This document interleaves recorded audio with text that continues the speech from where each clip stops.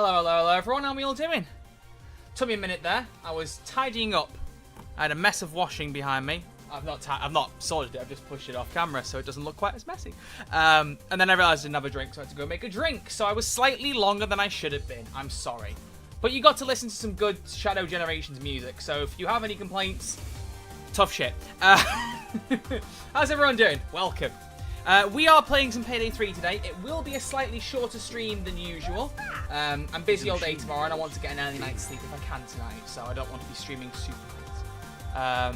Hearing this music while playing Kingdom Come Deliverance is weird. Wow, it's crazy to see someone else in the YouTube chat saying that, because Ellie over in my Twitch chat keeps going about those games. And I'm going to play them soon. But yeah. Oh, look at that. Tired Swiss in the chat. Very nice to see you over on Twitch, buddy. Nice to see you. Nice to see you. But yes, we are just going to play a little bit of Payday 3 today. Okay? I don't know. We might just do some solo stealth stuff just so we can have a bit of a chat. I haven't really decided too much, I'll be honest with you. We're just kind of going to hang out and have a nice time. I think what I might do is do a solo stealth and maybe do a group lobby after that. I don't know. But I just kind of want to get everyone's thoughts on recent news, on offline mode, and all the stuff that we've kind of... It's been in the circles, in the Payday circles for a little while. You know what I mean? I want to kind of cover some of it, basically, and just see where everyone's feeling about it all. I feel like I'm always doing first world bag, but I kind of... Yeah, fuck it, I'm going to stealth it again. I like first world bang, friends. You've gone 4 before it, okay? I mean, how long have I been talking? 2 minutes, and I've already done a lock impression. It's all down here from hill, people. It's all down here from hill. It's all downhill from here. Great. We are just not doing hot. We're not doing very hot. Okay. We need to suppress. I'm going to bring Freedom's Fortune, because my name is Houston, even though I'm playing as Jacket. Extra thermite bags. Well, that's no use. It's no use. So how's everyone doing? They keep saying they're going to mention the offline mode's news soon, but they never do, so don't scam on Twitch. Well, this is the thing. They said they're going to talk about it in the coming weeks. But, like, how many weeks is that? You know, that could be, you know, the coming weeks could be the coming 20 weeks, could be the coming 2 weeks, could be the coming, like, 8 weeks. I don't know. It's kind of why I felt a bit more relaxed about putting out my offline mode video imminently. Fuck off. Because I do want to make a video talking about where I think offline mode's at before offline mode comes out, like the news comes out, because obviously I want to talk about it a bit and get my thoughts out there. If the news comes out first, it comes out first, and I'll just talk about it then. But I wanted to share some thoughts, and I also want to get some community input. I definitely do want to know your thoughts. That's one of the main reasons we're doing this stream. Also just because, you know, I haven't done a Payday 3 stream for a little bit. I don't... The problem is, I know we have, like, weekly Payday streams, but as things start to, like, wind down Payday 3, or at least... You know, it feels like they're winding down with less staff and money and no real timeline of what's coming. Streaming it weekly may not be quite as regular a thing. It might be every 2 weeks or every 3 weeks. I might do Payday 2 in between. If I do, like, Payday 2 or something like that, I'll probably stream that on YouTube as well. I feel like Payday games I can multi-stream. Anything else I probably won't. I did consider multi-streaming Crime Boss, but I'm not sure if the YouTube audience would care as much. I mean, this is nothing against you guys, but YouTube audience has shown previously that streaming something other than Payday is not very interesting to them. And I'm like, okay, maybe I shouldn't then. So I don't know. Right, let's go through here. Now, what's this way? Oh, that goes down. Where does this go to? I don't actually remember. Ooh, the server room. There's also a path back here. I can hear lasers too. Oh! Oh wait, so that saves me having to use a QR code. I didn't realise that. That's cool. That's cool. Right, let's find the inside man's office. But yeah, so what do you all think about offline mode? Let's hit the ground running with that. I mean, there literally is the Q4 report and the potential extra layoffs to talk about, which is actual news. But let's just start with offline mode. Let's warm up, chat. Let's warm up. So what are your thoughts on offline mode? Do you guys think it's still coming? If you do, when do you think it's happening? Like, what's your predictions? What's your thoughts? What's your timeline on these events? If you think they're happening, give me your info. What's offline mode? Yeah, I feel like that's about the right answer. Ambushed on YouTube. Oh dear. Yeah, if you're not aware, just to give you the context, because I realise there may well be some people here who are PS Plus players. Welcome to anyone who's new to the community from that. I don't know if anyone's like watching, lurking, whatever it may be. Payday 3, if you're not aware, has had a very rough first year. I mean, the game's definitely in a much better state than it was when it came out, that's for sure. But it was as a result of something they enacted called Operation Medic Bag. The gist of that operation was to add a bunch of things that really should have been in the game at launch and weren't, to just try and make the game an overall better experience. And one thing they promised as part of that operation, one of the biggest things, was a fully offline mode for the game. They were going to do it in 2 stages. First off, a solo mode, which I'm playing in right now, which, fun fact, still says solo mode beta. Look at that on the top right corner. That has been there now for 8 months. Just you know, I mean, if you're gonna keep it as a beta for a while, take the fucking watermark off the screen, please. My goodness, feels like I'm playing a tech test that like just expired 8 months ago and no one did anything about it. But yeah, so they added the solo mode and that was okay. And they said, you know, we're gonna do a full offline mode, but that takes more effort. That'll come later in the year or later in the operation or whatever it was they actually said. Point being, it was meant to be coming, and it just hasn't. And then not long before PS Plus got Payday 3. There was some news from within Starbreeze, the company that owns Payday, that they were reducing the funding notably, as well as the size of the team working on the game going into year 2. They claim that that means they'll be able to deliver the same amount of content with a smaller team, although unfortunately most of us kind of know by this point that is probably just bullshit. It sounds rude, but it genuinely is just the case that we're in. You know, things. Almir, one of the main guys, who's the global brand director, likes to say that they lead by example. They lead by doing things rather than saying things, and I agree with him on that. So far, we haven't seen much in the doing, so who knows. Point being, though, Operation Medic Bag was meant to last throughout 2024, and it was confirmed in that report that said we're cutting down funding and staff for Payday 3 that Operation Medic Bag had come to an end. But it had come to an end without the offline mode being added. And since then, there's been very, very, very little word from Starbreeze with regards to that. And just a week or two ago, the Payday Twitter account said, we know we need to talk about offline mode. It's a serious thing. We want to address it seriously. We'll do so in a few weeks. So that's currently where we're at. So there is an overarching fear right now, at least for me personally, that with the smaller team, smaller budget, and them trying to just do their best to keep people interested in Payday 3, I don't think they've got the resources or the time to put into offline mode anymore. I think they're going to pull out of that promise. That's my personal thought. So, not to spoil my video when it comes out, but that is where my brain is at with that. I do want to incorporate some thoughts from everyone. I want to recap everything. It's going to be very similar to what I'm talking about in this video, but more in this stream, but more in a video format. But what I want to do is get your thoughts. So, what do people think? Do you think offline mode is still coming, or do you think it's curtains? Like, what's everyone's thoughts? Do you think it's going to be time better spent on making actual content? What's the thought? Because while I do agree that it's important to add actual content to the game, the only problem and the only reason that I'm quite as uppity about offline mode is not just that they promised it and haven't delivered it. UV1 Aegis or UVegas to follow on Twitch, thank you very much. It's not just that. It is also the element that if you don't have an offline mode in a game, the money you spend on it, the time you spend on it, eventually has an expiry point. There will be a point where you can't access this game anymore and you can't play anything in it. Because you still need to be connected to the internet in order to access solo mode. It is literally just a single player mode. It's still connected to the internet. So, if we don't get some form of offline mode, then eventually, when the servers go down for this game, whether that's in 2 years, 5 years, 10 years, 20 years, whatever it is, because it might be a way off, we don't know. Depends on how things go with the game. But whenever that server shutdown does inevitably happen, you will no longer be able to access this game, and any money you've put in this game will be not accessible anymore. Any time you spent on it will lead to nothing.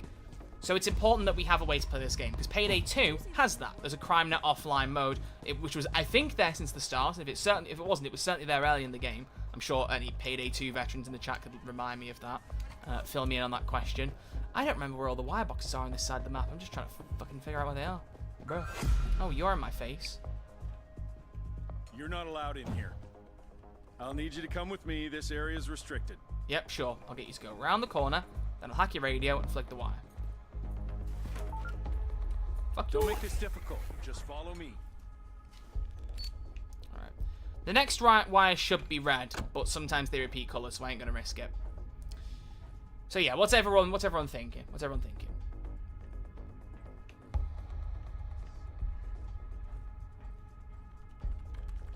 Let's see what the public are thinking. Offline mode is happening when we get the Maskmania masks, so maybe never, says Maskmarker on YouTube. Let's read the YouTube ones out first. I'm going to read some on YouTube. So yeah, there was a, I feel like I need to explain these. No deployables. That says Payday 2.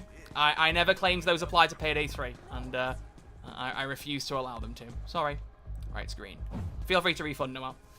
Also, I'm not focusing enough to want to honor that kind of thing right now anyway. I'll probably forget, and then that's not fair. Anyway, yeah. So there was one other thing for the PS Plus people. Payday 3 has only ever done one live event. It was in July, called Mask Mania. And the idea was if you played particular heists, you would earn progress towards a particular mask being unlocked for free for everyone in the game. It wasn't a very well-run event. They barely managed to get one of the masks unlocked, and that was only after doubling the amount of progress or contributions people made. Yeah, we do sense trouble, Noli. They did add the winning mask to anyone who took part in the event a couple of months afterwards, the shark mask. But the 3 other masks which were meant to be added to the game, and this event was in July, by the way, still not been added. So this is 7 months since the event took place, and we still don't have them. Hey, you! Restricted area! So, that's another thing. So I think I agree with Masmarco on YouTube thinking that, you know, that it's going to go, the offline mode might go the way of Mask Mania. Because, yeah, both of them don't seem to be making any notable progress. And so I wouldn't be surprised if we end up with neither actually having anything happen. Oh, come on. There we go. Cool. We must be aware of the pistol.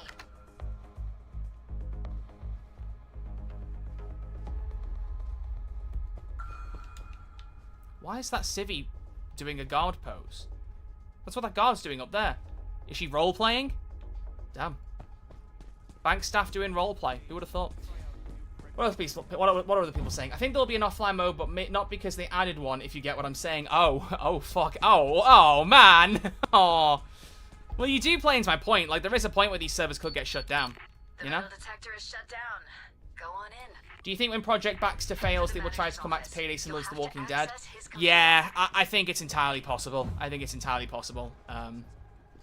I feel like this is going to be the stream of re-explaining things. I don't know if anyone is watching right now who's a new PS Plus player. Feel free to let me know if you are. I'd be intrigued. Because if there's some things I don't need to repeat, I won't repeat them. But let's make the stream accessible. Yes, the next game coming from Starbreeze is a D&D game, currently just called Project Baxter. That's all we know at the minute. But the problem is, a lot of the decisions made to gut support for Payday 3, etc., have been made with this Project Baxter in mind to try and make that game better. And try and put the devs' attention to that, because Starbreeze have locked in making that and releasing it next year, and they've told that to investors, yada yada yada, so they basically can't do anything about it. And yes, as someone's just said in the Twitch chat, if you do see something referred to as Project Backshots, that's Project Baxter. It's lovable nickname, which it kind of feels like Payday's getting some backshots to the head at the minute. That sounds weird. That sounds fucking weird.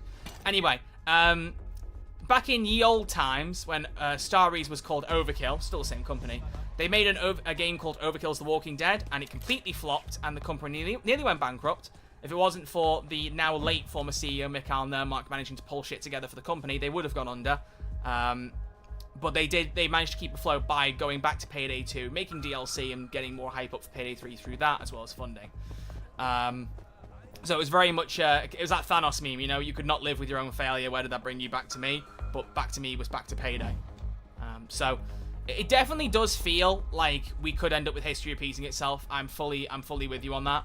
I think there is definitely a decent chance that at some point we could wind up going back to Payday 3 when Project Baxter fails, assuming it does. There's a chance it doesn't, and I've said this already, and I know some of the devs working in Starbreeze no doubt care about the project and want it to do well. I don't want to, like, discount that. The problem is, most of the core audience and people I've talked to and people in my community, etc., have absolutely no interest in a project, in a Dungeons & Dragons game from Starbreeze. They want a functional Payday game that gets decent support and feels that the company gives a shit about it, and we don't have that at the minute, you know? The devs care, but if the higher-ups don't, then there ain't much you can do. Also, I'm really struggling to find the manager's office. Is it down here? Where the fuck is Bro's office? I am going crazy.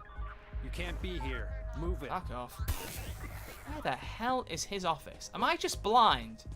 I mean, I know I am, but, like, also, you know? So, there definitely is, like, to me, there is a feeling that we might end up heading that way. Which I don't like.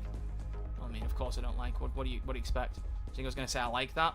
I don't want Starbreeze to go under. I don't want fucking Payday to go under, but it just feels like the company's not really doing enough to aid it right now. And this is the thing.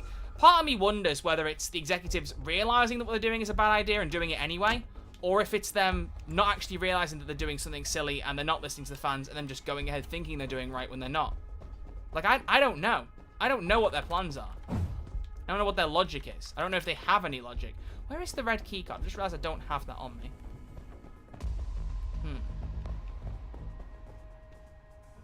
Where else can the red key card actually be? I don't know. Come on, you need to follow me now. Oh, for fuck's sake.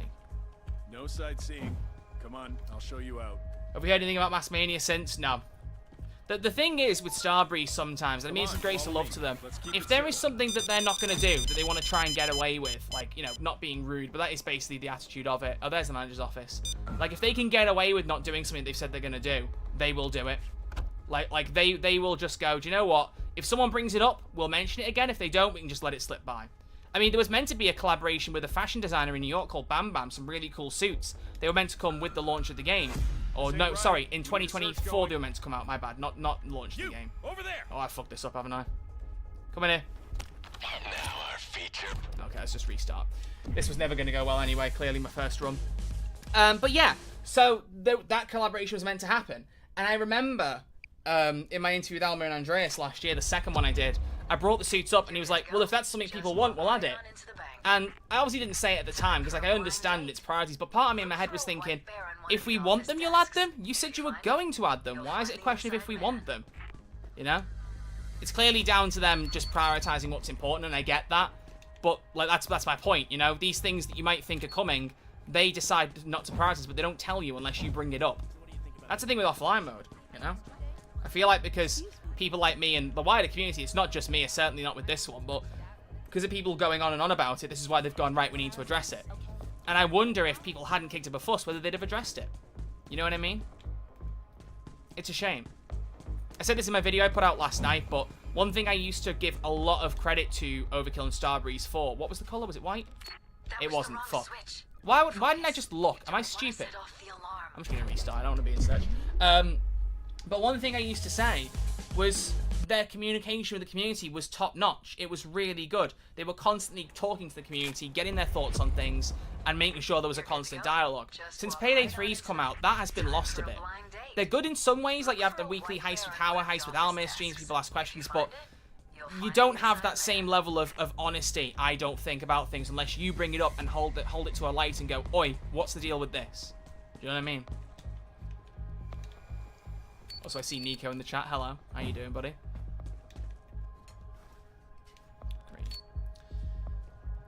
Troy's trying so hard to lock in. The problem is, right, and it's kind of like what Almir does in his streams, like, it's a thing with streamers in general, I feel like. If you're trying to interact with the chat as well as play a game, it's a question of how much brain power you put to each. Some games that you're just having a playthrough and you're occasionally reading out chat comments, and it's fine.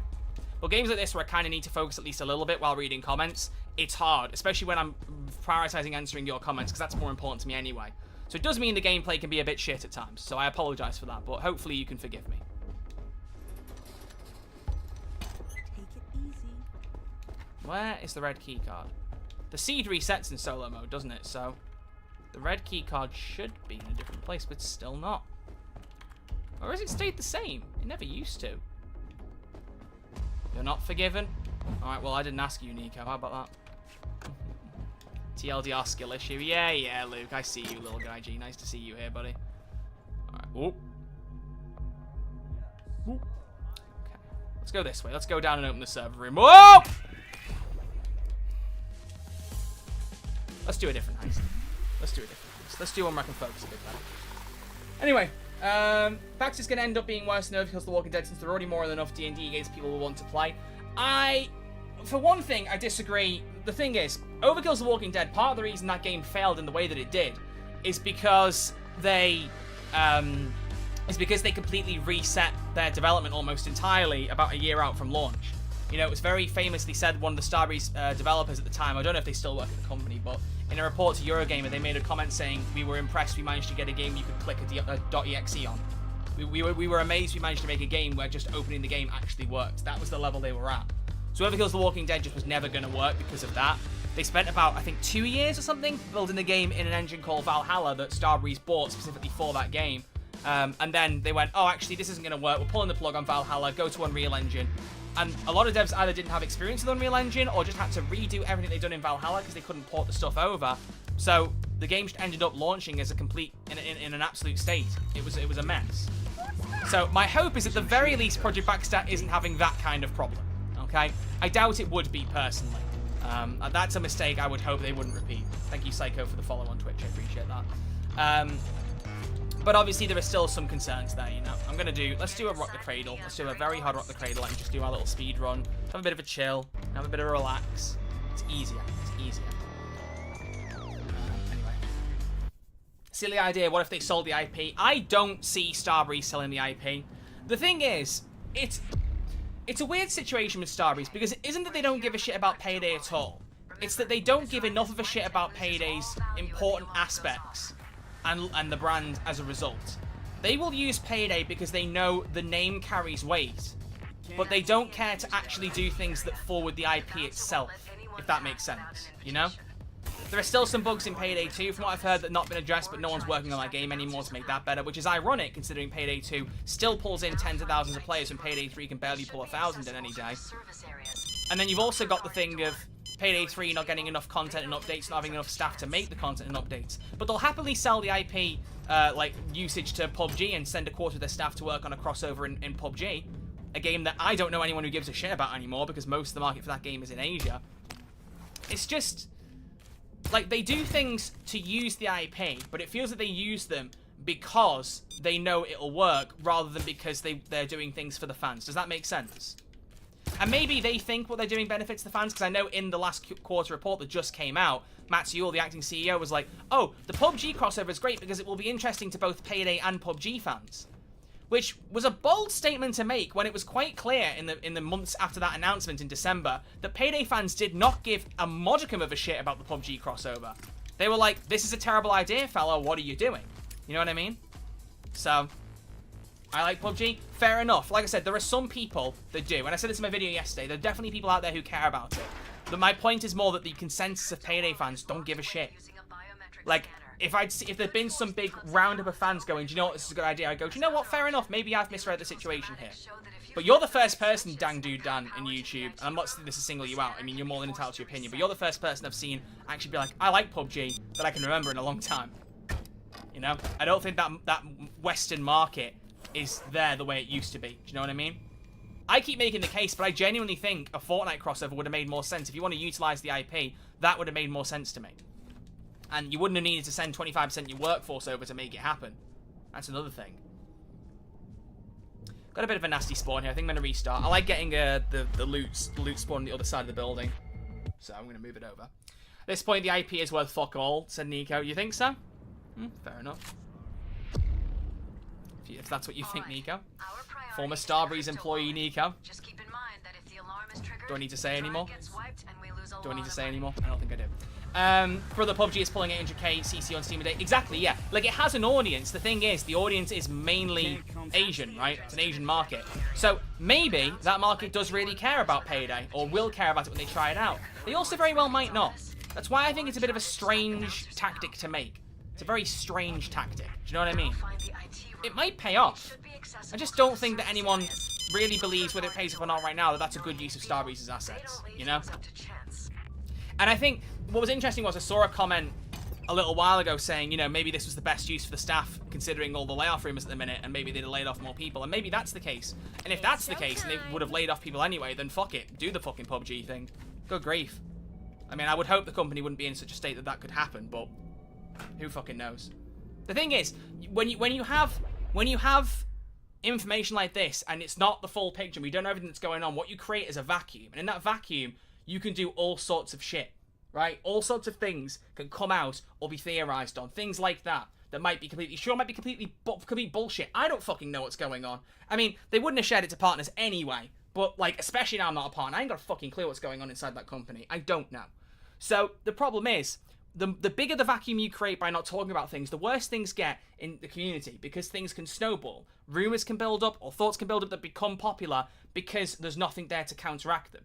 Do you know what I mean? It's about controlling the narrative, and that was one thing that really fucked me off in the lead up to Payday 3's launch. It kind of came out at the end where it was like, oh yeah, we were planning to release information, yada yada yada, all this stuff. But if you don't remember, Payday 3 had a number of leaks in the lead up to its actual reveal. And those leaks, one of them was extremely damning, which was that there was going to be an in-game currency for Payday 3. And it took Starbreeze a while to actually even acknowledge that. and go, we're not going to do any in-game currency until after launch. And then once the game actually shut the bed at launch, they went, fuck it, we can't do it at all until 2025. Which, will they even do it now? Fuck knows. But that was a problem I had back then. I remember doing a little rant video in the middle of 2023, being like, you guys have got to control the narrative. You're letting rumors spread, and you're letting things get out of hand because you aren't jumping in to save things. And this is what annoys me about the layoffs. Because maybe the situation isn't as bad in Starbreeze as the rumors are making it out. Maybe it's just as bad. Maybe it's worse. This is why I constantly say if, you know, because we really don't know for sure. Because Starbreeze won't open their damn mouths and tell us, you know? And you could make an argument that, yeah, consumers aren't entitled to know everything about the inner workings of a company. And that's fair. I get that. But if even, like, Ubisoft and Activision can announce the full extent of their layoffs whenever they're happening, I don't really see what fucking excuse Starbreeze has to not do that. I suppose the only possible excuse is they don't want to tell investors because they're a publicly traded company and that would crash their share price. Maybe that's it. But that is someone who's like, who knows absolutely nothing really about how investor companies work and day trading and all that shit. I know nothing about that. So don't take my opinions there with any kind of seriousness because I just don't know. I would love to get, if there's anyone in the chat who has more knowledge of these insider things, who wants to talk more about how it works, feel free. I'd love to know more. Do share it. But I don't know enough to comment, is my point. Okay, so I want a large pie with mushrooms and tapioca. Root beer milkshake to wash it all down. Could you be a doll and order that for me? You're bad. Fuck. But yeah, so like, I mean, I've seen every possible, that comment I said where someone said, oh, maybe that's like the best use for the fans. That's like one of loads of different comments I've seen, loads of different theories. People are making their own assumptions about where the game's at and where the company's at, because we don't know, you know? It's just tough. It's tough. Kerbizard on YouTube said attracting more people to Payday 3 whilst not actually fixing it is a bold move. Exactly. And this is the thing. That was the other problem with the PUBG deal. Because again, let's assume that the deal works out. Let's assume that this PUBG deal is beneficial and a shit ton of PUBG players go, wow, I want to check out Payday 3. Let's go and check it out. And they do it. Who's to say that those people who actually make the effort to check out the game will be in any way impressed by what they see?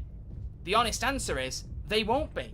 Because the game still isn't where it needs to be. It's got better, and I don't want to discount that. The devs have put one hell of a good amount of work into this game to make it better. But we don't have an offline mode. The first live event that we got, the rewards haven't been added. Some things, whether they're big or small, need to be done to show that the game developers and the company and the executives are caring about the franchise. And I think if the developers had a lot more free reign, they do a lot more than they currently are. Do you know what I mean? I don't know. I think the problem you've got with me, well, apart from finding me annoying, which I know some people do, whatever. The problem you've got with me is, I have a very personal attachment to Starbreeze, and not just because I've been a partner, not just because I've visited the studio a couple of times and like met the developers and all that shit, but if you're an OG, you know, only true Rel fans know, what was that thing, the Vanos meme, only true Vanos fans know? Like, if you were an old-time fan of mine, or like a supporter of my content, I don't love the word fan, 1, 2, 3, 7, at least not with myself in context. But if you're an old-time supporter of me, you'll remember that back in ye olden days, like 2018, 2019, 2020, 3127. Let me just type. Are you ladies men 3127? I know it's not quite the right number, but listen, I got 3127. There we go. If you're an older fan of mine, you remember that back in 2018, 2019, I was very close in reporting the goings-on in Starbreeze as a company. What was going on with their fans, what was going on with them going under, and I also was... like, and this is not just to pick myself up, it's because no one really cared to talk about Payday back then. I was like the leading voice in reporting what was going on with Starbreeze's like reconstruction, where they nearly went bankrupt and they were, you know, trying to pull themselves back and get the company back to some kind of decent state of operability. Is that even a word? I don't know. So I have that attachment of watching a company that I cared about nearly go bankrupt from their own silly mistakes and the mistakes of people like Bo Anderson, the former CEO, and all that shit. A company like that have pulled their way back via a CEO who, God rest his soul, isn't even alive anymore because the guy died to friggin' cancer, which, as always, fuck cancer, man. Who probably would still have been in charge of the company for a lot longer if not for it, I'm guessing. I don't know. He resigned on personal grounds and then passed away within a year of that, so, like, I wouldn't like to assume, but if you asked me to put my money on it, it probably would be because of that he stepped down. I would expect he'd want to have some time away from the company with that happening, and I wouldn't fucking blame him if that were the case. But if that's whether that's true or not, I don't want to like comment on it because I don't know, and I'm speaking about someone who's passed. That's unfair. Point being, I'm incredibly invested in this company and knowing where they're going and knowing what the future of the company looks like. G White. So, like, whether people like or dislike some of the things I say sometimes about Starbreeze, whether the executives like or dislike me, and let's be fair, I would put money on the executives not liking me at all. They're, like very, very unhappy with the way I've been. They're probably not too sad over me not being a partner anymore. I'll be honest with you. I've got no way of knowing because I've got no direct contact with them, but I would expect that they weren't happy with me, so when I probably chose to resign, they'd probably be like, maybe that's for the best. Because I didn't exactly make it subtle, my disdain towards the executives.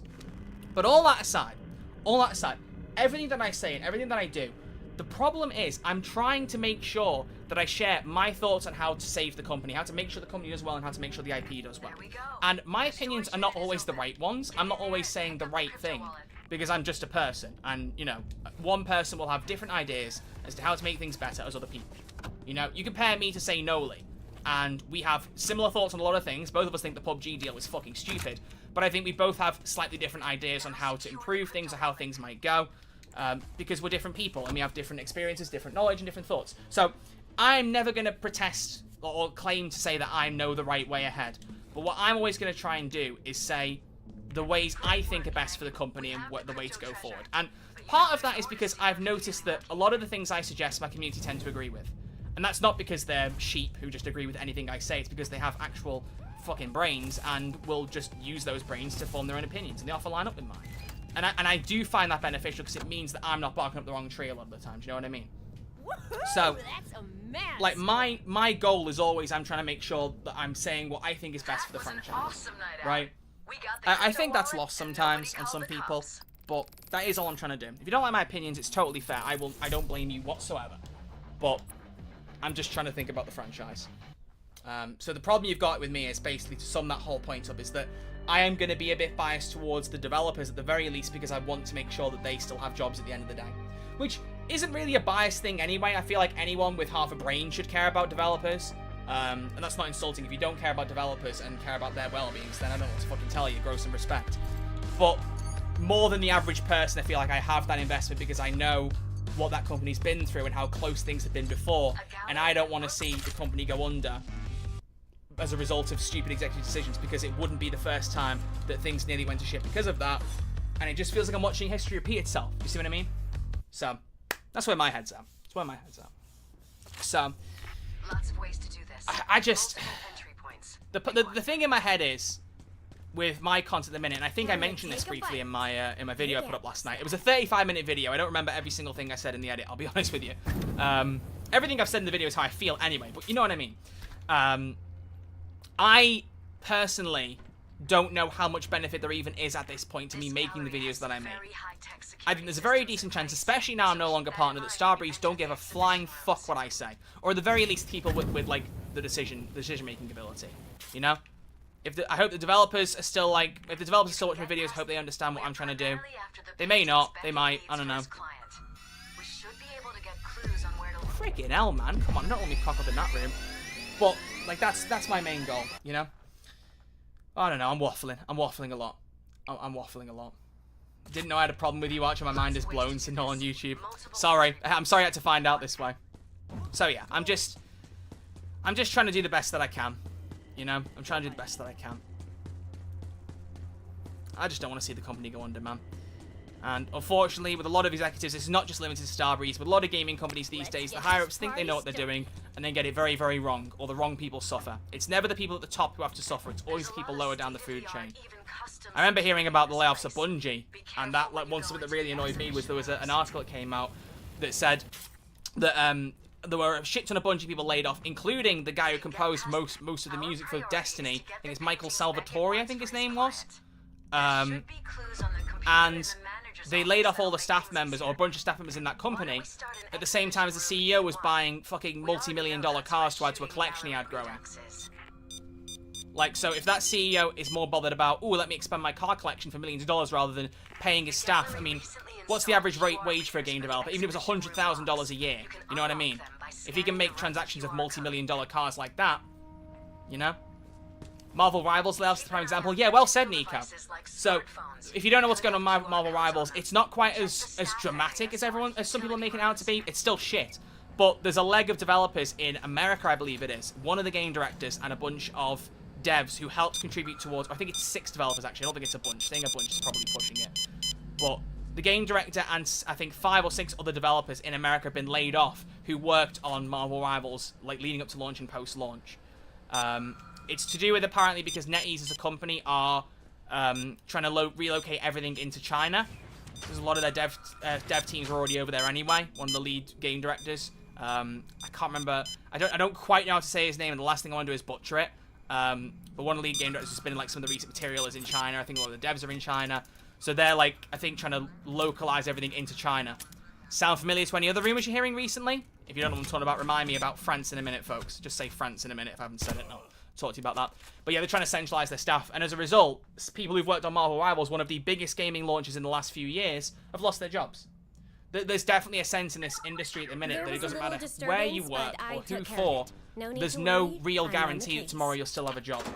Which is depressing. I want to work in the gaming industry. I'd love to work in that because it's something I care deeply about. But, like, as someone who wants to get into that, I'm kind of like, fuck, you know? There's no job security in that, and it's extremely concerning, you know? I don't want to see Starbreeze have layoffs just like every other company, but it feels like that's where we're going. I don't know. As someone who has been laid off recently, worked at People Can Fly, around 15 to 20% of all devs got fired and the entire project suspended. This shit sucks. I'm so sorry to hear that, Vlad. That's fucking horrible. I hope you managed to find a new job imminently, fella. That is just not good at all. But, you know, you see what I mean? Like, it's crazy. I mean, the layoffs in, I think it was 2022 and 2023 were really bad. And I had hoped in 2024 they'd be better. But I think 2024, if I remember correctly, was worse than the previous 2 years combined. You know? The gaming industry ballooned as a result of COVID and everyone being at home playing video games. So companies went, shit, let's hire a bunch of new devs. Let's get things out faster. Let's update our games faster. Because people are playing them. And then once things started to lift, lockdowns lifted, people went back to work, COVID began to fade away. Like, that ballooning is now having to be undone. And all those people who have been hired or people who have been there for longer are being laid off. You know? It's a shit situation. But, like, while I definitely understand the aspect of not everyone you've hired in every single company can keep their job when the gaming industry does shrink a little bit, I get that. You know, at least some jobs are going to be lost as shit as it is. The amount that have been lost and the way they've been done across the board, I think it's been wholly inappropriate. Like I said, it's always the people lower down that suffer, not the people higher up. You know? I could have sworn there was one company, and I can't remember which one it was, but I remember reading about one company where the CEO took a big pay cut as opposed to laying off staff. I remember hearing that and thinking, fucking hell, good on him. Someone actually willing to take some of the damage. But was it Nintendo? Right, there you go. So there you go. Maybe it was Nintendo. But any other company, do the CEOs take a pay cut? No. Of course the CEOs don't take a pay cut, because that would involve them having to sacrifice something themselves rather than just put someone else on the chopping block. Baguette, oui. Oh, you reminded me of the French thing. Right. So, the French situation is the other thing that I want to talk about today. And as I said in my video yesterday, this is all, you know, it's not officially confirmed by Starbreeze. So take it with a grain of salt. These are all ifs, okay? If you ask my opinion, I think they're very, very fucking likely ifs, but they are still ifs, so please do bear that in mind with this. However, a man has got stuck in the wall in an art gallery. That's the news. He's actually French. Oui. No, the news is that a manager has come into the room. Fucking hell, I keep getting disturbed. There's been a report from a Starbreeze employee, a current Starbreeze employee, that they shared with a news website called 80 Level. They reported that Starbreeze are attempting to lay off 23 staff members who work in France, basically shuttering the entire French division. And if the reports are correct, they are people who were... some of them were very important in getting Payday 2 out on Epic Games services for update 237, the one that famously nuked the servers, but they're the ones who worked on that to try and get it to at least be somewhat functional. They were important to Payday 3 on consoles. They're important to checking updates and removing as many bugs as they can. And I mean, let's be fair here, Payday 3 updates have launched with enough bugs as it is. So you're telling me without the French devs it could have been even worse? You know what I mean? These are people who are very important to Payday 3 and to Starbreeze, but seemingly they're all being laid off. And it seems as though the way they're going about it doesn't seem like it's super friendly with what's going on with the French labour laws at the minute. Like, there's things going on, and if not for French labour laws, they would have already been laid off without any kind of fuss. Now, because the layoffs haven't actually fully gone ahead, and things are still going on labour law, we don't know these things officially yet, and that's why it's all very much an if situation, right? This is all very much an if. That's why I'm saying that. Even though I think it's almost entirely likely, this is why it's an if, because these things are still ongoing with the French union, strikes, etc. There was a one-day strike, but there's still union stuff happening. So this is very much, as the news sites would say, this is very much a developing situation. So we can't know for sure. Bear that in mind. But there is a bit of an impression from the Starbreeze Q4 report that they're moving all their devs to a smaller office in Sweden, and also it seems like trying to centralize some of the staff in Sweden, at least collect some of the people there in this new studio. That was the impression I was getting from the CEO's message that I read in my video yesterday. So that does line up with this idea of removing the people in France, because then you haven't got these people who are working in a different country to refer to. You've then only got the people in Sweden to deal with. Everyone that you need to have conversations with, everyone you need to discuss things with, anyone you may have good or bad things with, are now in the same office, and you can bollock and or praise them very easily just by walking down a corridor. You ain't got that problem of having to liaise with someone in France and be like, hey, what's going on over in Paris? You know, how are you guys doing with our game? They don't have to worry about that because they'll have got rid of those staff. So that's what the situation could well be. Now, I don't know when this stuff wraps up the labour law. I don't know when we'll know more information. I imagine it won't stay quiet forever. If it really is happening, which, as I said, it seems likely, I imagine we will find out one way or another imminently. I don't know how soon. If anyone does know how soon it's expected to happen, please do share. I don't actually know, and I'd be very interested to know. Oh, That looks strange. my bad. I was wondering where my spectrophotometer had gone. A spectrometer, not spectrophotometer. That's a biology. Oh, it's in there. But yeah, so if anyone knows when some of that stuff might tidy up and they're aware of like what's going on with the French law, please do let me know, because I don't actually know that bit super well. Okay, let's bring the spectrophotometer now. Let's get the things hacked to the circles. So yeah, so it's a bit messy. So we've got, and the last thing on top of that, which was the main title of my video yesterday, was that Starbreeze are still losing money. Their Q4 report reported that they've lost about $3.5 million, about 3 billion, no, not billion, million, 3 million pounds, $3.5 million US dollars in the last quarter. They are claiming that they've still got a very stable profile financially, and that may well be the case because sometimes companies do operate in the negatives while they're in the lead up to a big game launch. But I certainly don't think Starbreeze as a company should be making losses at this point, because the costs of Baxter should really be vast outweighed by the profit they're making off Payday 3. But they ain't making profit off Payday 3. You know? It's like that one cutscene from Call of Duty Ghosts, but that's not gonna happen. There ain't going to be any Payday 3 profit. Because if you don't actually know, the CEO did confirm in one bit of information he did share about the inner workings, more of which I wish he'd share, Payday 3 has not turned over actual profit since it came out. I believe they had made their development costs back, I think it was within 8 or 9 days of the game coming out. They'd made all their dev costs back, so you would imagine they'd start going into profit, but obviously there were refunds, and they've put a lot more money into development since in Operation Medic Bag, so overall, they have not made a profit. The game is costing them money, and it's not making it back. So, you know, they're trying to push to Baxter because they're thinking that'll be the game that saves them. When really, if Baxter fails, they may well be fucked. Like, that is just the general thing, right? That is just the general situation. That's where we're at. It may not turn out that way, but it certainly feels to me from like that insider report and the way things are being talked about, that's how developers are feeling right now. Staff roles are not reliable at all, like positions in the company, and that disconnect between the devs and the higher ups just seems to be getting wider and wider and wider, and it can only get worse if things don't get better. You know, it's just shit, man. It's shit. As always, I'll keep reporting the news whenever I hear about it. I'm gonna do my best to I'm gonna keep doing it from official sources. Or these news articles, and if it's a news article like this, I will obviously preface it by saying it's not official because it's not from Starbreeze. But, you know, I just... anything I find out that can be shared in that way, like, you know, anything that's like a public thing, I will be putting out there, you know? Watch the guard. Anything that's possible that I can find to share, I will do, is the point. What are people saying? When Payday 3 was coming out, I said all they had to do was essentially make Payday 2 with updated graphics and more heist. It would have been a massive hit. Instead, Mio Day 3 was born, and this is what happens when your product doesn't know what it wants to be, sadly. And I saw Nico reply saying, Mia wasn't the lead designer before the game launched, nor do I think any blame should be put on him for how the game was at launch. And I agree with that, yeah. Different developers had different ideas about how to do different things in the game. So you could argue that certain things should have gone differently and maybe certain designers' ideas weren't right or wrong, but I don't really know who made what decision, not properly. But yeah, Mio was not the game director. He took the role of game director after launch because the current game director, Eric Wannabe, was on, I think, leave. I don't even know if he's still working for the company at this point because I haven't heard anything from him since Payday 3 came out. He was quite a central figure of the Payday 3 segment of the 10th anniversary stream for Payday. But I don't really think we've seen much of him since. Oh, I think he was briefly in a Summer Games Fest thing when Prime Matter was still a thing. Eric got sacked. Is that officially confirmed, Nico? Or is that like you've heard? Because if that's legit, I didn't fucking know that. The last I heard was that the former game director was on leave. Fuck. That might be a bit of fucking bombshell. Friggin' hell.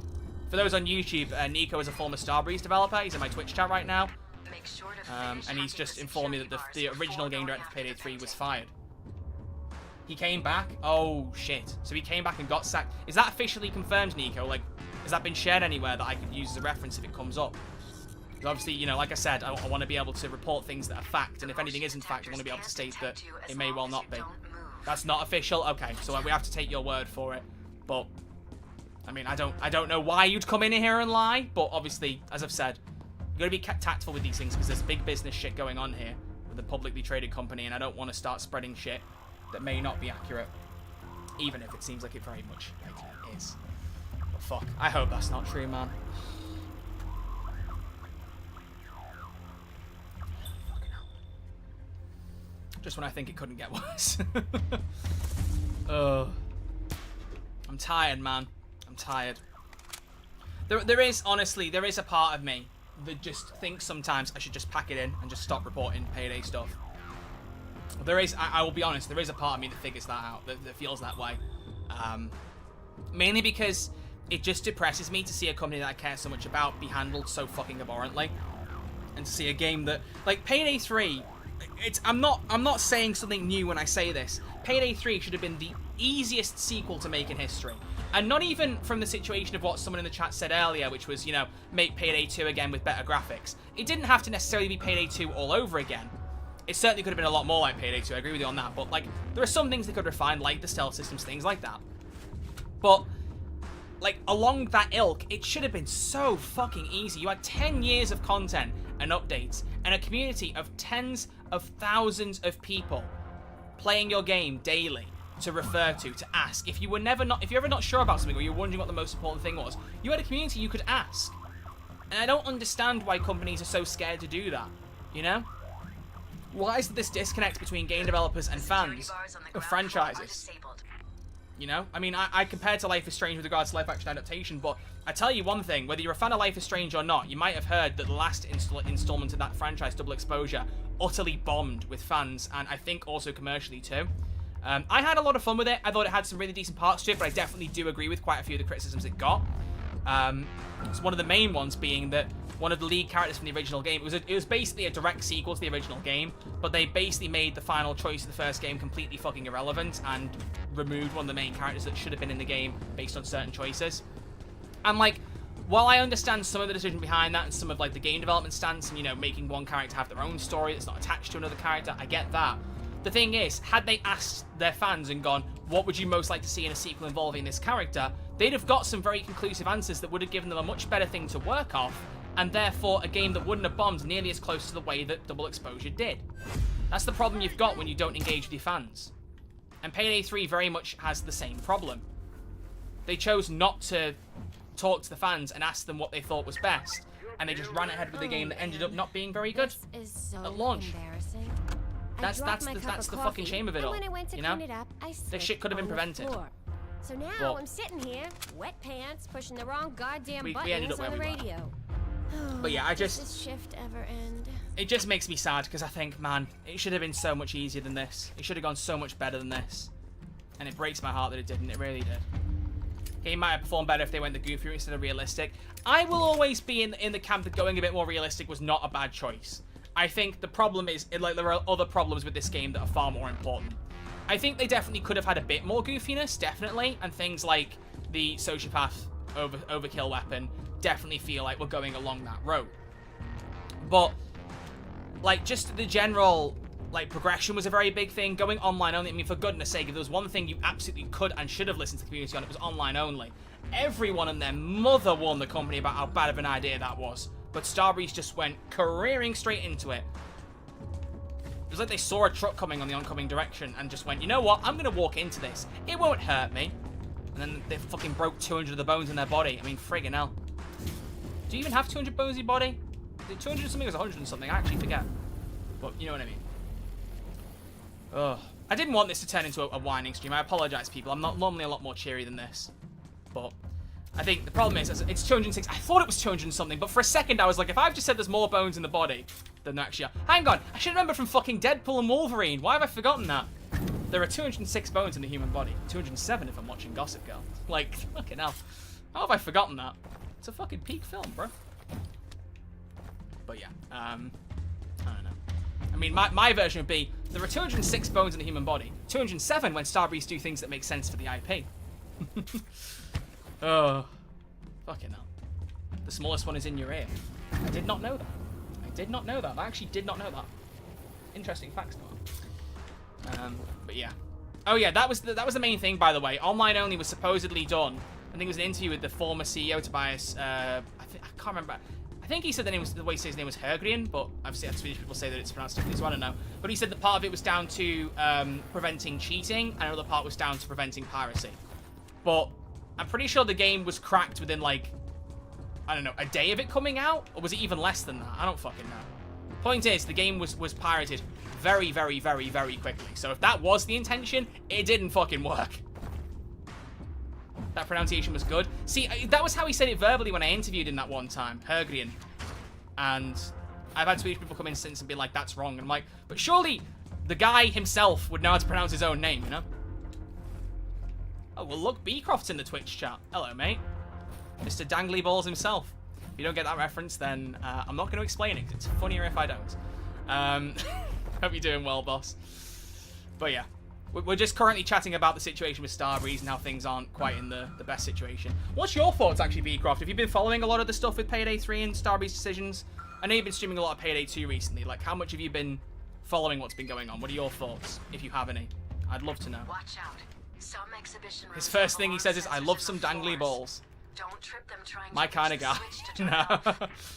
Oh, there we go. I saw the France thing and that's about it. Okay, fair enough. Fair enough. 207 when they announced Extreme Gear in Sonic Racing Cross Worlds. Well said, Wild. Well fucking said. You could basically see it in my face, friggin' hell. Oh, I'm so excited for that game. The closed network test is tomorrow. I'm hoping I got into it because I'll hopefully be able to play it in the night. But I haven't heard back yet. I don't know at what point you find out if you've got into the network test. Fingers crossed. Oh my god. As the current solo dev on the hamster wheel, I'd say I'm doing alright. I never had any doubts in you, Luke. I know you're always doing the best stuff. You're Mr. Trailer. And you do fucking good stuff. Oh, and also, I already said it on Twitter, but give my love to Joachim as well, Luke. Because I assumed incorrectly in the video I put up yesterday that you made that little clip between the chains and the cloaker. The chains and the cloaker. Between chains and the cloaker that Payday shared on their Twitter. And Joachim replied on Twitter saying that it was him that did that. I already said it to him on Twitter, but please do give him a love. He's a good dude. I met him the last time. Joachim's one of the guys who works on like mocap, things like that in Starbreeze, and he like I got to speak a bit to him when I was at Sweden last year. Lovely dude. Really, really nice dude. I'm not talented at all. Joachim's a wizard. Oh yeah, you've got no talent. I'm just gaslighting you, Luke. I don't know why they hired you. I think you're shit. No. God. Oh. Anyway. Oh, John. I shouldn't have quoted Deadpool and Wolverine because Johnny on YouTube's just quoted Deadpool and Wolverine and applied it to Payday 3. I know what you're thinking. How are we going to do this without dishonoring Payday 2's memory? Well, I'll tell you how. We're not. Damn. Fuck. What do I say to that, man? What do I say to that? I don't know what I say to that. Oh, fucking hell. Did you notice how I was holding right stick for a bit too long there? Oh, and Safi's in here as well. Bloody hell, I'm the focal point for all the partners and devs today. Friggin' hell. And former devs. I got Beecroft in here, Safi, Little Guy, G, Nico. Where's Matt Yule? Tell him to come into the stream. I'll get him to answer some questions. Fucking hell. I tell you what, if I could interview Matt Yule, I would fucking lap that opportunity up. I haven't asked because I know that he wouldn't do it. That's not me just... Oh, I forgot to get a zipline bag. Oh, Troy, you fucking donkey. Oh, no. I've just looted nearly all this fucking art gallery and I didn't have a friggin... Oh. Stop! I didn't have a friggin... Oh, you fucking bellend. Why did you forget that, you idiot? Oh, that was stupid. Well, that just made this heist 50 times harder, but we move. I'll probably fail, but, you know. Listen, chat, it's not the destination, it's the journey that matters, and I hope you've enjoyed me chatting about my thoughts on the Starbreeze stuff. Not that I haven't shared them over and over again, but I like getting people's takes on things. I feel like I've waffled a lot, so I'm very much interested in hearing other people's takes on the situations right now. Like, how do you feel about the way Starbreeze is going and Payday 3 and all that? Do share your thoughts in the live chats on both platforms. But yeah, I'm not running nearly as quickly as I thought I might. I love waffling streams. Well, that's what I'm here for. That's what I'm here for. If only you could ask Matt Yule if he fixed it now. Oh yeah, because that was a quote he had in his in one of his last presentations. He was like, "We've fixed that now." What have you fixed, fella? What did you fix? I mean, Paul Almer and Andreas, they were celebrating Payday 3 getting mostly positive on Steam, and within what, 2 weeks, it wasn't anymore. I mean, fucking hell, man.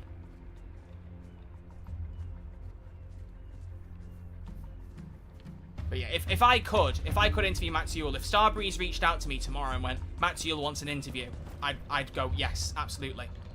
And I would ask him any fucking question I could about the state of the company and him to explain himself. And I genuinely tell you now, I don't think he could say a single thing that will make me feel better about how he's doing stuff. I just don't. Because like I said, I understand some of his financial logic. Like, you know, I talked a little bit about earlier the fact that Payday 3 is not making them any kind of profit. They're just sinking money in and getting nothing back. From a financial standpoint, as I've said, I understand the business decision to go, we are sinking money into this game and not getting any back. What's the point? I get it. But the problem is, you're a company that, I mean, like, objectively, barely should even exist. Only because of Mikhail and the company of work in 2020, or 2020, 18, 19, 20, pulling it back and putting all hopes in Payday 3. Is this company still around? Starbreeze is known as the Payday company. You ask them to... You talk about Starbreeze in the context of any other game. You go, oh, they made that World War II game that was like Payday, but was not very good. I know people like it now, but, you know, like, to be fair here. It's not exactly mega popular, right? Let's just be objective, just for this. Excuse me for that. Or, oh, they're the game that made that... The company that made that terrible Walking Dead game. You know? Anything that they've done recently that isn't Payday has not exactly got a sticker of quality next to it. So... You know, you go, oh, this is the game from Starbreeze, the ones who fucking screwed up the Payday 3 launch, who haven't done a successful game since Payday 2. There's not going to be a lot of faith in that, you know? Word of mouth is important with video games, you know? If you talk to someone about video games and, like, a game you're interested in buying, how often do you go, oh, it's the studio that made this, you know?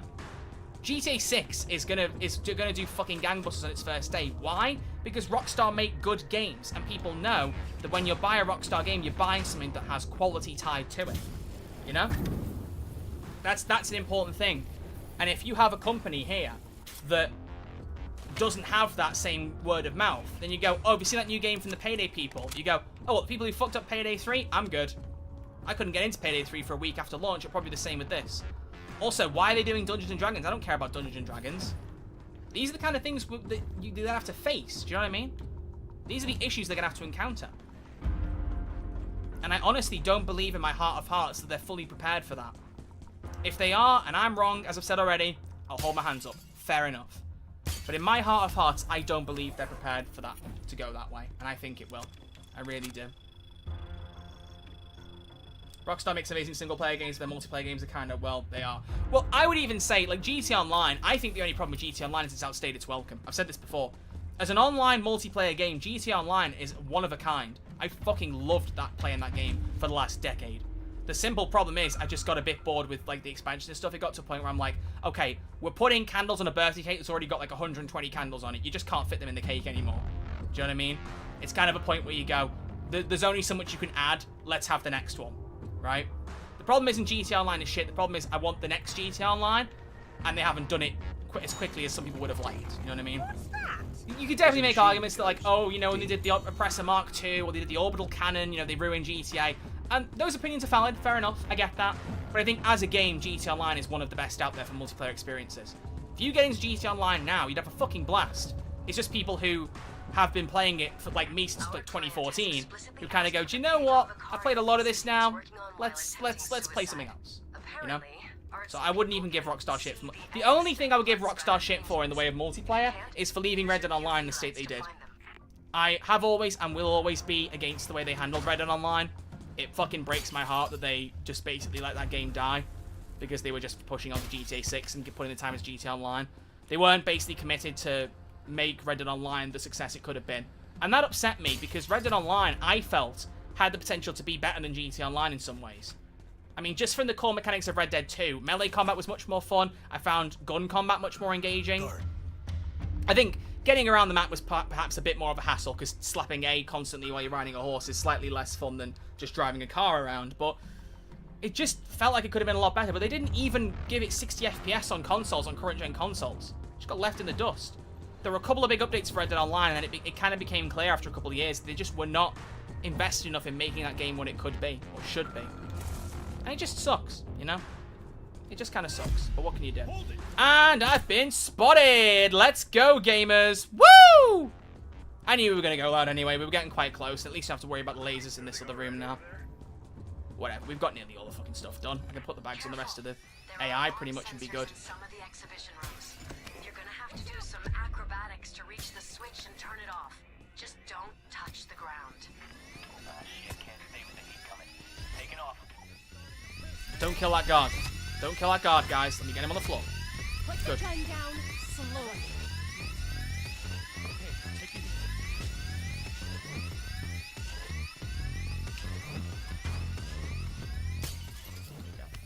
The fact GTA Online GTA 5 is 13 years old, literally wild. It's insane. It's insane to think about how old that game is now. I just started replaying GTA 5 Story because I haven't played it in years. Still holds up. I really like GTA 5 Story. Right, that should be enough time to get all the bags that I need looted. Just open the dev console, enable God mode and unlimited bags. Hey, listen, Luke, you wanna hook me up? You wanna hook me up, mate? Feel free. I won't tell anyone. Everyone in the stream right now, they won't tell anyone, right? You guys won't say anything. Alright, that's the last one. That's it. No, I mean, you can't say anything anymore, Nico. Come on. You've moved on to greener pastures. You're over at EA now, buddy. You're over at DICE. How's things over there, by the way? You doing good? Hope you're doing well, fella. Oh, fuck my back. I just cracked my dang back. Fucking hell. Where are the AI? Oh, come on, fellas. Get up here. What the fuck are we doing here? Definitely dicing. As long as things aren't dicey, it's fine. We don't want any more diciness. Yeah, he is. Says it on his Discord profile, otherwise I wouldn't have shared that. Yeah, he's a cinematic artist over there. Doing God's work. Is that everything? We good? Oh, shit. I'm missing something. Well, fuck. What am I missing, bruh? But there's plenty of valuable stuff left to steal if you want to try for more. Your call. Oh, there's a bag down there. Dipshit. Battlefront 3? I doubt it. Nico, if you have any pull and you can make them do that, please do. I want Star Wars Battlefront 3 so badly you would not believe. There you go. Ugh. I feel like I've been in therapy, just getting all my thoughts in my chest. I feel like I've said a lot of this stuff before, but I think it's good to know that I can share these complaints, these thoughts, basically. Pro Face the Flow, thank you very much. That I can share these thoughts and I don't feel crazy because everyone just seems to agree with what I'm saying in here, you know? Troy's just trauma dumping on us. I'm not Eggman in Sonic 3. Come on, man. Where'd you go, Hedgehog? I wasn't finished trauma dumping. Not going off game bugs that will be fixed. The main complaint is class system. Also, if the game does well, you know they dedicated the game for like 10 years. Yeah, if a game does well, they dedicate more time to it. At least you'd hope they would. That's what makes me wonder. Was Red Dead Online just not that popular? And is that why Rockstar pulled out? Or did they just realise that nothing was ever going to compare to GTA Online?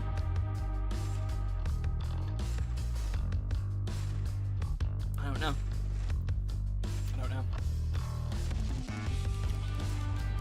Right. I said I was only going to do about a 90-minute stream, so you've got time for one more solo stealth. If I can do it efficiently, which, knowing me, unlikely.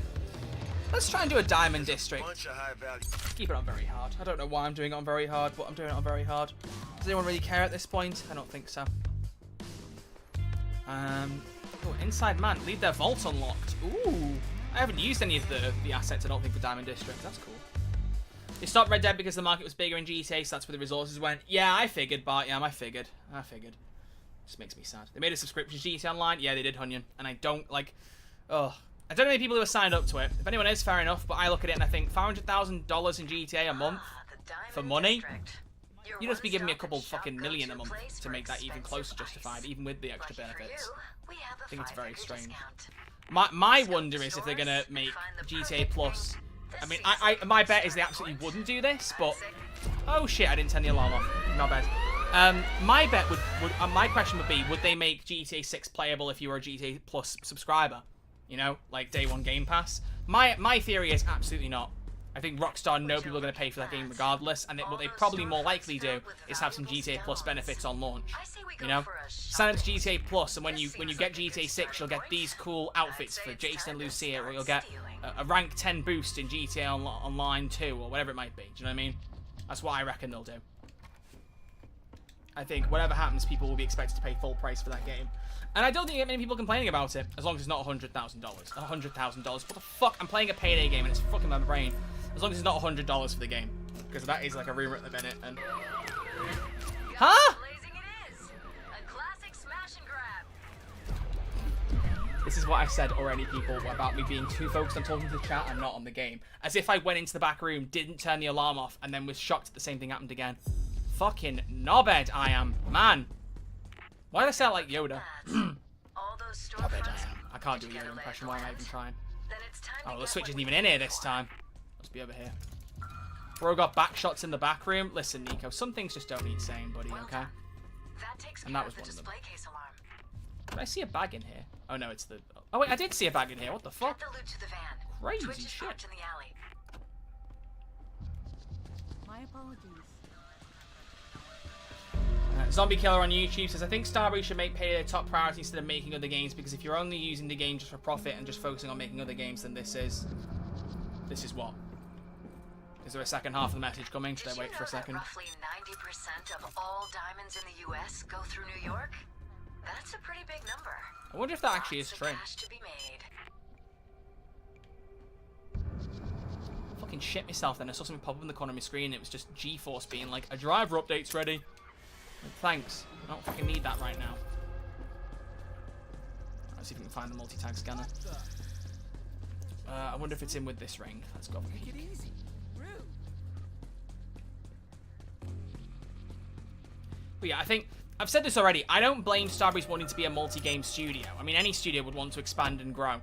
The problem is how you do it and how effectively you do it. And it feels like they're just chasing the next big thing with the Dungeons & Dragons game. And I do wonder if part of that is because of the Baldur's Gate 3 effect. They go, Baldur's Gate 3 was really popular. We can do a Baldur's Gate 3, but in Payday fashion, where it's a 4-player co-op game.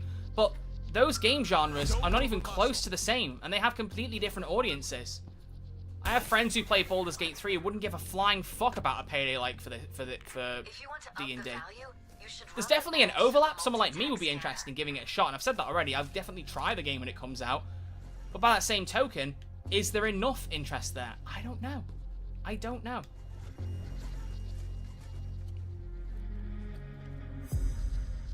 Speaking of Payday, Starbreeze going to go back to training house for Payday 2 to keep lights on, says Sragus. We were talking about this earlier. I think, if anything, they go back to Payday 3. I think what might happen is... if you want me to give you my honest prediction, this is going to sound quite depressing.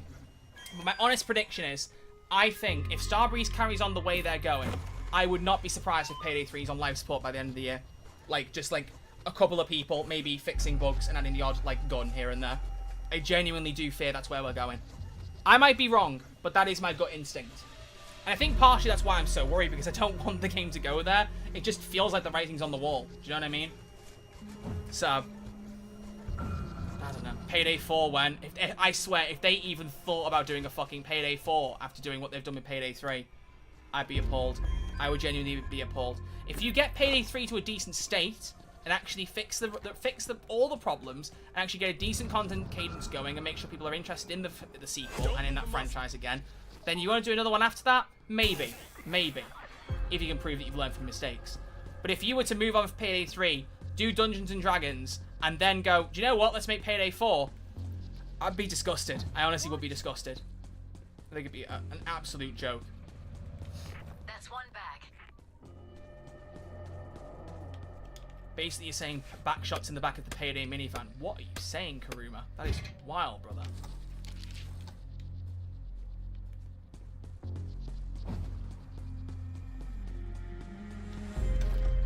Let's get the alarm off in here. Whoop. Oop. Whoop. Good. The alarm for the display cases has been disabled. I haven't got Cerberus loop, have I? No, I've got lead guard. That's fine. Okay. That's an eye scanner, but we don't need to worry about that. I'll just get enough loot to fuck off.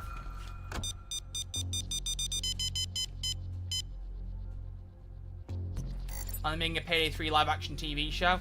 I personally don't think so anymore. It was announced a few years ago, but with the state of the IP and everything else going on, and the lack of funds Starbreeze even have to make a profit in a quarter, let alone do anything else, I think that series is dead in the water. But the thing is, if it is, I don't think it would benefit them as a company to share that. I think it would be more beneficial for them as a company to keep that in development hell and not have it go anywhere than to actively say, we aren't doing a live-action series anymore. Do you know what I mean?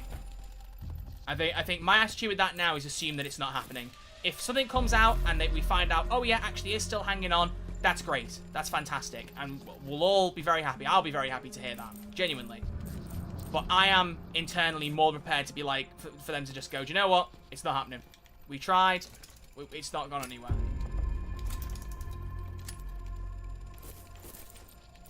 The thing with a video game adaptation is you would hope that it has a good basis of actual video games to pull people in when the adaptation does well. You know, the Last of Us games are incredibly popular, and whether you like Part 2 or not, those are two extraordinarily well-selling and very popular games. So you can easily get people from watching the show to playing the game. The Sonic movies even, I mean, I don't know. I mean, I think people who watch Sonic movies probably already play Sonic. I don't think Sonic needs as much of that transfer between like film audience and game audience. Oh, you motherfucker.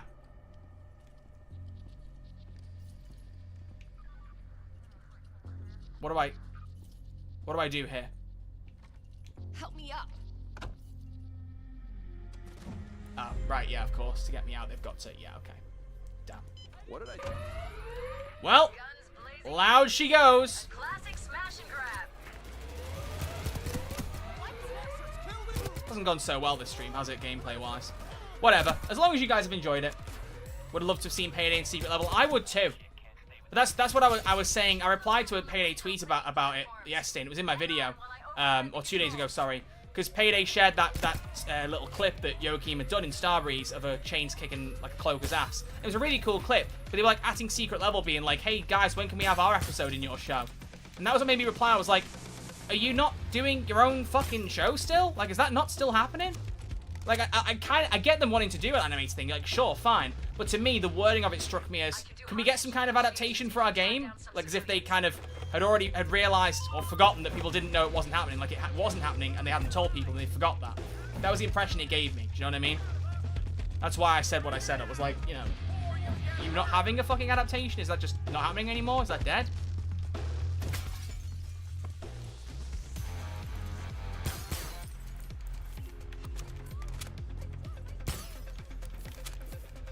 Part 2 is just released. Part 2 of what? Okay. Platform controls overridden. Lowering them to street level. I like how they did the Sonic movies. All three are good. Yeah, the Sonic movies are fucking brilliant. You'll never hear a bad word from me about them. Well, more Shadow. Give me more Shadow. They'll be there in about 30 seconds. Any more actual loot bags in here? Let's just focus on the bags. Be careful. They're deploying cloakers. Oh. Anyone else having a hard time trying to find a game to play? What, a game in Payday or like a game generally?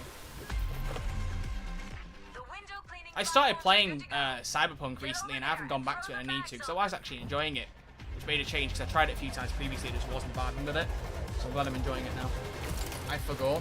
What did you forget, Vida? Nice to see you though.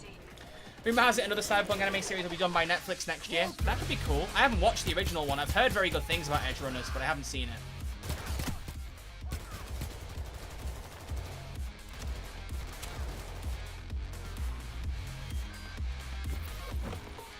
ammo bag, and we are good to go.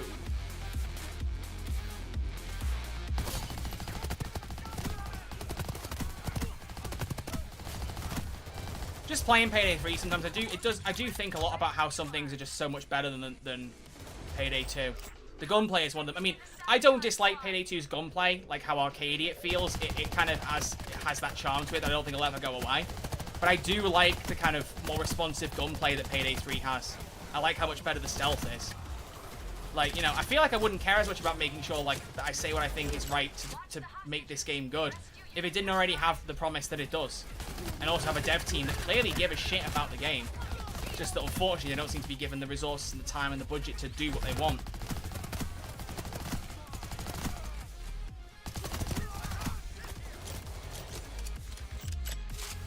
Like if the devs make a mistake with something or like if something goes wrong, you know it's with good intentions. Whereas the mistakes of the executives, I just don't think the intentions are good. Or at least they're not caring for the community. You know what I mean?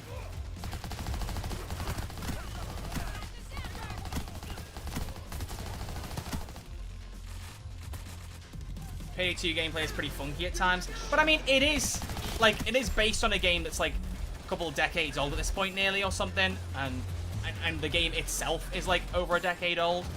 You're going to have a bit of funkiness to it, a bit of jank here and there. That's just natural. You know what I mean?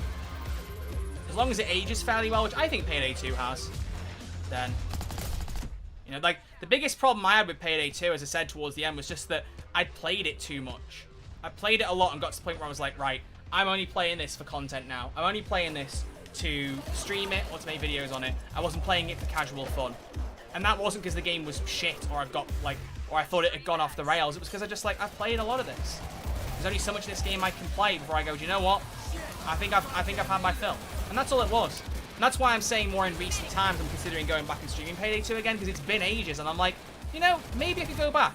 And it would still be for content, granted, but I do have a bit more of a spark to return to it and be like, let's see. Let's remember what was so good about this, you know? Are these two clowns literally going to get up here at any point?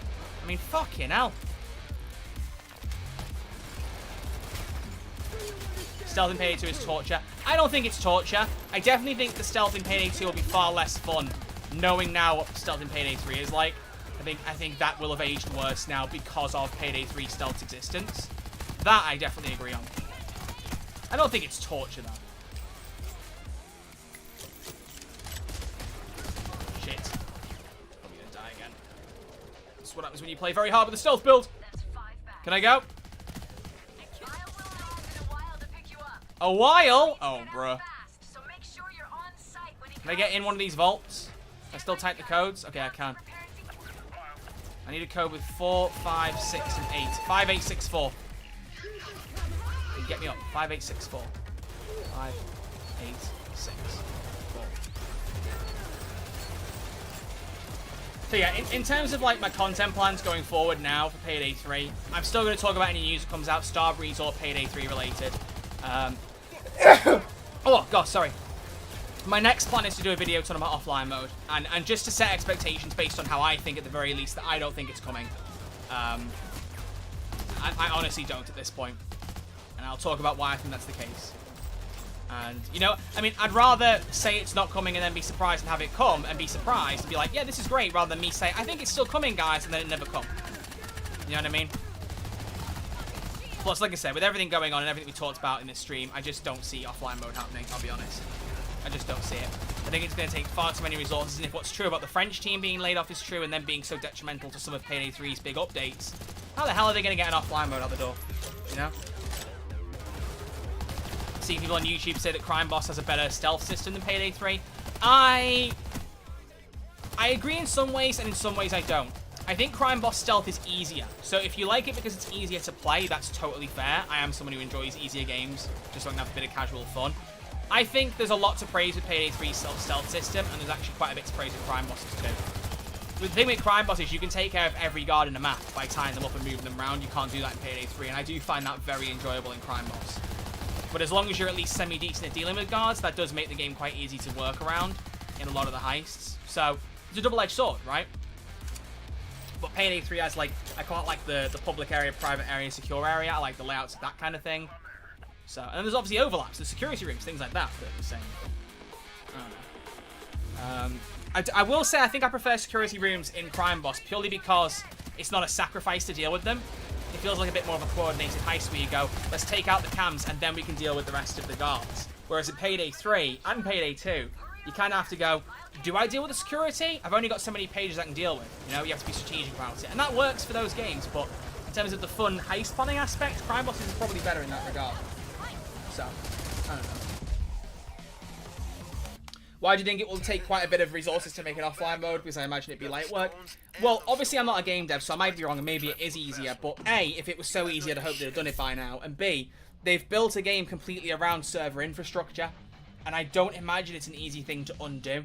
I imagine, like, rebuilding the game to function locally on computers and be able to just log in without being connected to a server that the game is so tied to could be a challenge. Do you know what I mean? I just... Like, currently, if you aren't connected to the internet, you can't make progress in the game. It's all about with solo mode. You have to still be online to play solo mode. They've got to get around all of that. All the stuff, and as Gilby said on Twitch, all the stuff with Nebula too. They've got to get around all of that in order to make it work. And I think that's probably going to be an issue, you know? I don't know. They don't play Crime Bosses any good. I think it's really good fun. It's worth playing. If you haven't seen, I do stream it occasionally over on Twitch, so please feel free, YouTube people, to watch me on Twitch. Twitch.tv/RedArcherLive. But whether you're on YouTube or Twitch, there is a VOD channel on YouTube called Red Archer Live VODs. I can do a command in Twitch chat. No, I'll probably do it now, I've said that too. But let me just pop the link in the YouTube chat as well, in case you don't know about it. But I have a whole playlist of Crime Boss streams in there, so you can always go and watch me playing that. But what I will say is with Crime Boss, it's getting crossplay next month. It currently doesn't have it, and my biggest problem with Crime Boss right now, especially multiplayer, is there aren't enough lobbies. Most times, like 2 or 3 lobbies active, and you can't get into many multiplayer games. But I'm hoping that when crossplay comes out, not only will it reinvigorate interest in the game, but there'll be more servers on different platforms you can get into. So as long as we don't have Payday 3 all over again, then we'll get a crossplay system that works. So sometime in March that will come out, and I'm excited for that. And I will be making a video on it and streaming it when that happens.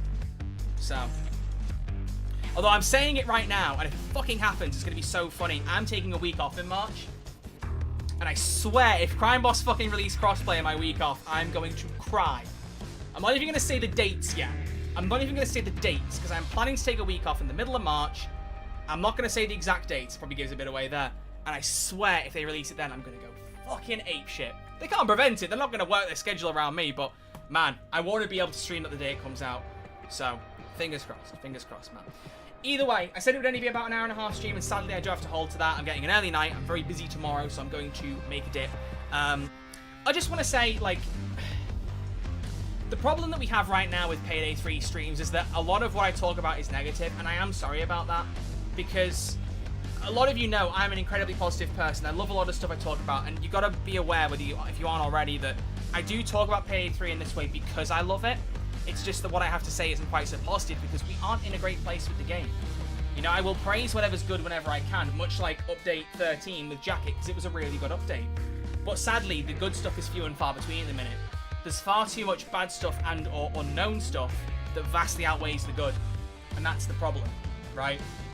It's not negativity when it's true factual statements about the game and company. That's fair, Lemons, but the thing is, I did have a point for a few months last year in 2024 and we weren't getting many updates where I got very, very negative. And looking back, I think it was more negative than I needed to be. You know, there wasn't like impending doom from Starbreeze higher-ups. I was just getting really pissy because I just wasn't happy with Payday 3.